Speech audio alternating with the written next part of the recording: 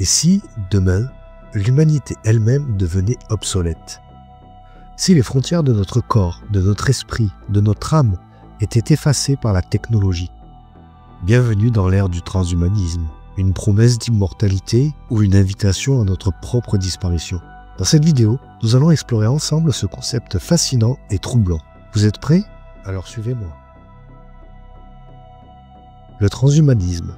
Derrière ce mot complexe se cache une idée simple mais révolutionnaire. Il s'agit d'un mouvement philosophique et scientifique qui prône l'utilisation de la technologie pour repousser les limites humaines. Que serait un monde sans maladie, sans vieillesse, sans faiblesse physique ou mentale?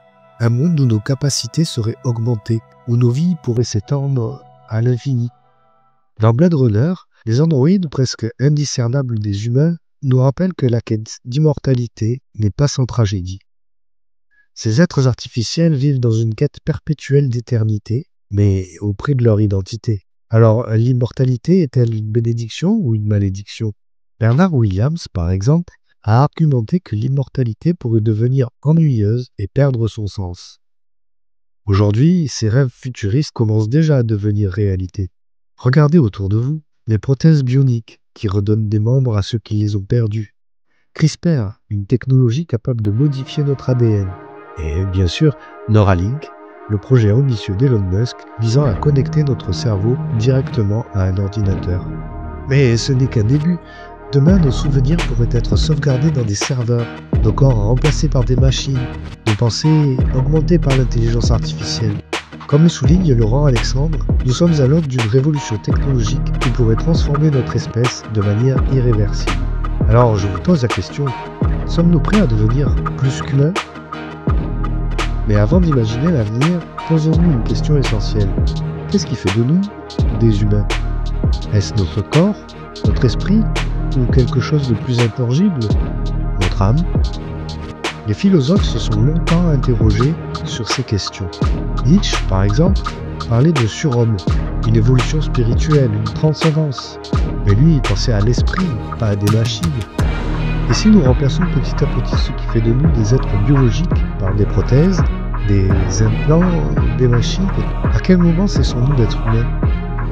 Imaginez une personne qui remplace un bras, puis un cœur, et enfin son cerveau. Est-elle encore humaine? Ou est-elle devenue autre chose?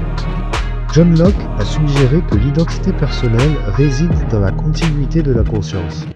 Si notre conscience est transférée à une machine, sommes-nous toujours la même personne? Cette question est centrale dans des œuvres comme Ghost in the Shell, où l'héroïne se demande si elle possède encore une âme ou si elle n'est plus qu'une coquille vide. Comme dans Frankenstein de Mary Shelley, jouer à Dieu en transformant la nature humaine comporte des risques.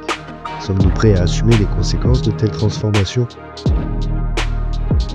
Bien sûr, le transhumanisme n'est pas seulement une source de questionnement philosophique, c'est aussi une promesse extraordinaire. Imaginez un monde où plus personne ne souffre, où les maladies génétiques sont effacées, où nous pouvons vivre pour toujours. Mais cette promesse s'accompagne de dangers, d'immenses dangers. Voyez-vous dans un monde où seuls les riches peuvent se permettre ces technologies, une humanité divisée en deux, ceux qui sont augmentés et ceux qui restent derrière, les élites presque divines et les autres toujours soumis aux lois de la nature. Comme le souligne Yuval Noah Harari, cette inégalité pourrait créer une nouvelle forme de caste, où les augmentés domineraient les naturels.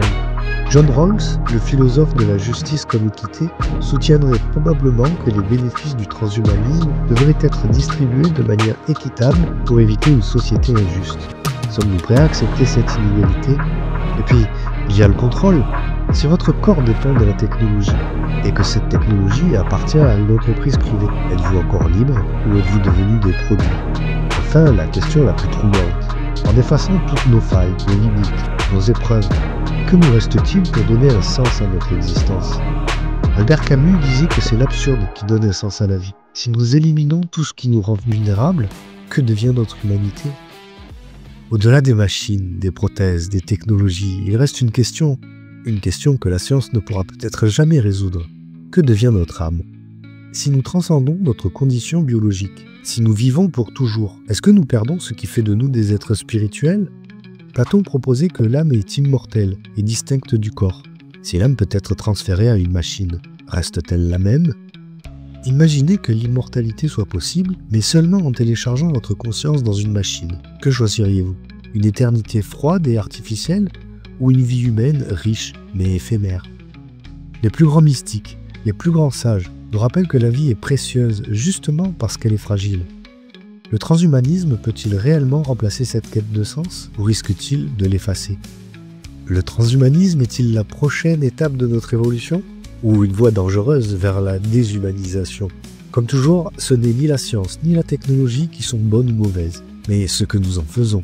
Hannah Arendt explorait la condition humaine et la fragilité de l'existence. Elle pourrait argumenter que la fragilité est une partie essentielle de ce qui nous rend humains. Je vous laisse avec cette réflexion. Sommes-nous prêts à sacrifier notre fragilité pour devenir éternels? Ou est-ce cette fragilité qui nous rend uniques? Si vous souhaitez approfondir les pensées philosophiques abordées dans cette vidéo, vous trouverez des liens sponsorisés en description. C'est un excellent moyen de soutenir la chaîne, tout en explorant davantage ces idées fascinantes. Merci d'avoir regardé cette vidéo. Si ce sujet vous a touché, likez, commentez et partagez vos réflexions. Je suis curieux de savoir ce que vous en pensez. À très bientôt!